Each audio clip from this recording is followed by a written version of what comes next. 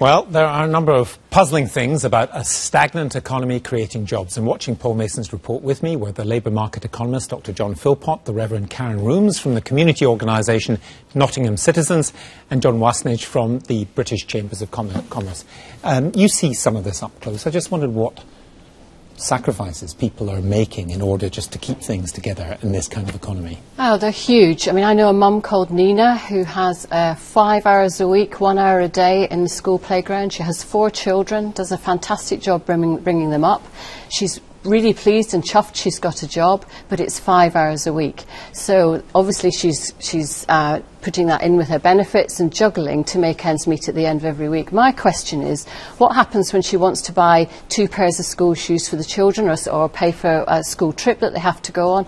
Where's the extra money? Because she's being paid very little above the minimum wage. What do you make of the argument that, you know, a job is a job? She obviously wants to do it. She wants to be active in the work market. She wants presumably a better job, yep. But it is better than not working.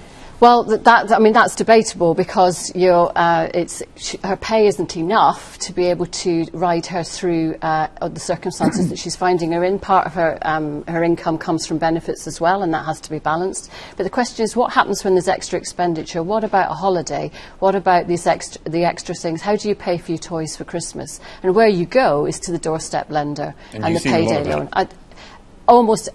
I can't tell you how many people are afraid of what the knock on the door will bring and who will pay the doorstep lender instead of paying their rent because they feel intimidated. John, this isn't a recession like the one in the 1980s. You know, we saw whole communities blighted by various things. It seems to be very different. It's almost like a slow hemorrhage.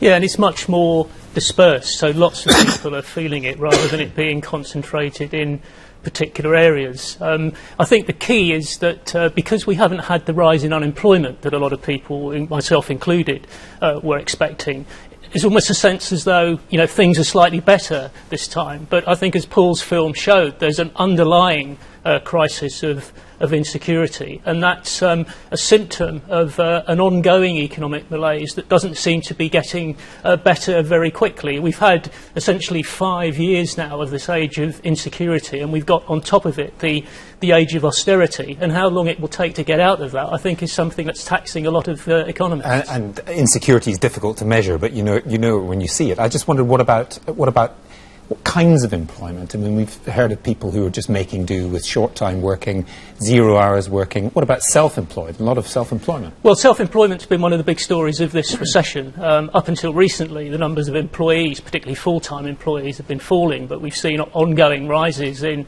self-employment. But a lot of this new self-employment is very different from the sort that we saw in the past. A lot of it is unskilled, and in particular, a lot of the new self-employed are working relatively short hours. And I think these are people who would ideally prefer to be employees. They can't get jobs, and essentially declaring themselves as self-employed so that they're not unemployed, because that could... So they're self-unemployed. That's right. That could make them look unattractive to future employers. And of course it means that they have very limited incomes, and it sort of flatters the labour market statistics because it makes things look a lot better than the underlying reality it is. How difficult is it for businesses to survive? Because we saw some of the sacrifices that everybody was making in order to keep a job, effectively working for nothing for a bit to help out the employer who wants to keep people on.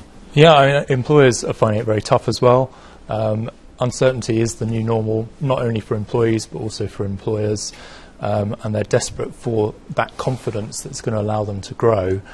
But as you heard from the MD, it's never nice to make people redundant. Sometimes it's necessary. What we've seen in this crisis that's been different from previous crises is a really flexible labour market that has allowed the pain to be spread a bit more evenly and has kept more people in work, which has got to be a good thing. But the obvious criticism is it means low pay, people doing quite skilled jobs and really not getting the rate for the job. What would happen if an employer like that had to pay what people are asking and what they would need to keep pace with inflation?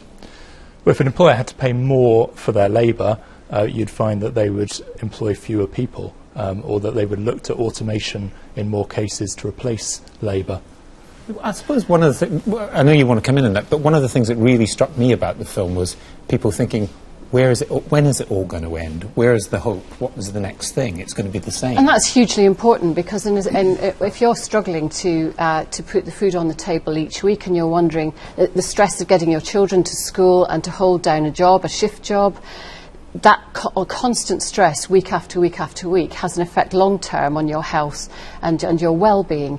But it's great news that there are extra jobs, and employers and small businesses are flourishing and finding ways to employ people. But what's even better news is that some of the big institutions, government departments, the Department of Work and Pensions, Ian Duncan-Smith has announced that they will pay the living wage, and that's £7.35 nationwide, much higher than the minimum wage, and that makes a significant difference to working families. What do you think might bring this to an end finally? I mean, that's what everybody wants. They want to see the light at the end of the tunnel, and the tunnel keeps getting longer. Well, I think, I mean, I agree with some of the things that John was saying, but I'm worried about this terminology of the new normal, because it sort of implies that there's an inevitability about this that we have to accept. If we'd had an old-fashioned recession and we'd seen unemployment of 3.5, 4 million, which is what we might have expected given the contraction in the economy, there would be a sense of national crisis. Because of the outcome we've had, I think people have said, well, the labour market's done okay, so we can adapt to this. What it really demonstrates is that the economy is flatlining, and something ought to be done about it. What that is, I think, has got to do in part with a much more aggressive fiscal policy, and as Olivier Blanchet from the IMF was saying, we should be slowing down the austerity. Final word, John? Well, we agree with the government's deficit strategy, but we'd like them to reprioritise some of their spending. We'd like them to focus on more house building, leveraging private investment into infrastructure projects, making it easier and less risky for employers to take new people on, and a business bank to increase access to finance for small and medium-sized businesses. I mean, can I just say that in some of these poor communities, one of the things I've come across is going into Christmas, pawning your children's toys to put food on the table.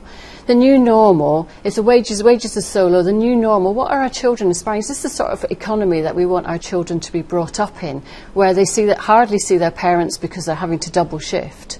And the aspiration is to low wages and a low standard of living. No is that a good enough new normal for Britain?